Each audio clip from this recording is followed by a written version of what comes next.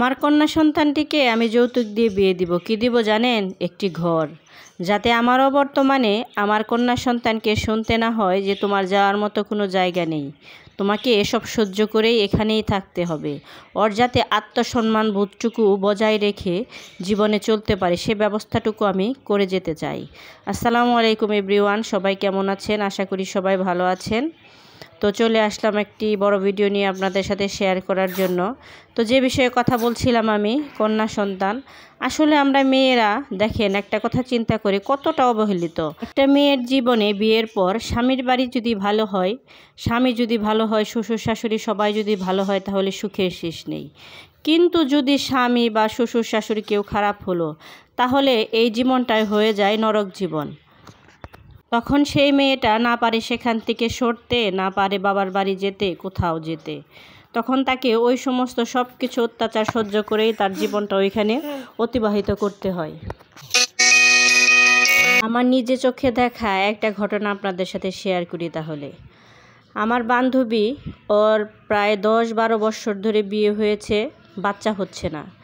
তো একটা মানুষের বাচ্চা না হলে যেভাবে চিকিৎসা করা দরকার, যেখানে যাওয়া দরকার, কবিরাজ বলেন, ডক্টর বলেন, কোনো কিছুই বাদ রাখেনি, ও সব জায়গায় গিয়েছে। তো এভাবে 10 বছর 12 বছর কেটে গেল। তো হঠাৎ করে ও কনসেপ্ট করলো। কনসেপ্ট করার পর ওর ফ্যামিলির সবাই অনেক খুশি, ও ইভেন স্বাভাবিক এটা খুশি খাওয়ার। তো সবাই খুশি। তো বাচ্চাটা যখন ডেলিভারি হলো, তার 1 থেকে 1.5 বছর পর হঠাৎ করে ও শুনতে পারে ওর কোনোভাবে ওর স্বামীর কোনো জায়গায় অ্যাফেয়ার আছে।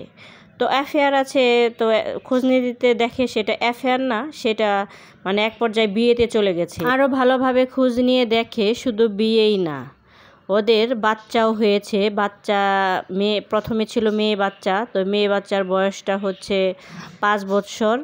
আর ছোটো আরেকটি ছেলে হয়েছে, সে ছেলের বয়স হচ্ছে 1 বছর।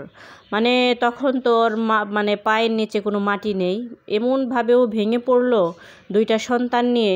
তো আস্তে আস্তে এভাবে জানাজানি হওয়ার পর ওর স্বামী ওকে কেয়ার করা আস্তে আস্তে কমিয়ে দিল।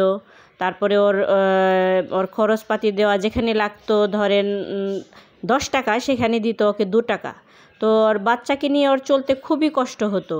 তো তখন আমাকেও বলতো যে দেখ, এমন একটা পর্যায়ে এসে আমি পৌঁছেছি, এখন আমি না পারছি থাকতে, না পারছি আমি বাবার বাড়ি যেতে। কারণ আমার বাবার বাড়ি কিছুই নেই, আমি কাদের কাছে যাব? আমার ভাইদেরই থাকার মতো কোনো জায়গা নেই। এখন আমি কোথায় যাব? আমার এগুলো সহ্য করেই থাকতে হবে, করার কিছুই নেই। তো যেটুকু দেয়, যা দেয়, সেগুলোকে নিয়ে আমার থাকতে হবে। তো দেখেন কতটা মেয়েরা অবহেলিত। ভালো হলে তো কথাই নেই, আর যদি এরকম খারাপ হয় তাহলে তো কোনো দুঃখের শেষ নেই। এর জন্য প্রত্যেকটা মা বাবারই মেয়ের ব্যাপারে একটু চিন্তা করা উচিত, যাতে আমারও বর্তমানে ওরা ভালো থাকতে পারে। সবাই ভালো থাকবেন, সুস্থ থাকবেন। আল্লাহ হাফেজ।